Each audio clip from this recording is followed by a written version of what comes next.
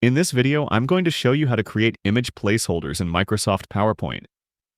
Launch the PowerPoint app and open a blank presentation. In the title bar, click on View. In the menu bar, click on Slide Master.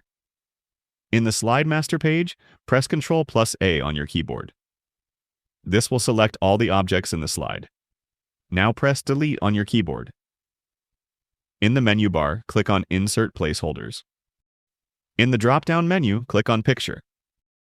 Now create a placeholder in the slide. It's just like placing a shape. Right-click on the placeholder and copy it. Press Ctrl+V to paste it. Let's place them side by side. In the title bar, click on Slide Master. In the menu bar, click on Close Master View. Now if I go to the slide layout, you can see that there is now a theme available here, which we just created. Let's click on it. Here you can see that we have created two custom placeholders for pictures. If I click on it, it takes me to the memory drive where I can select any image I like.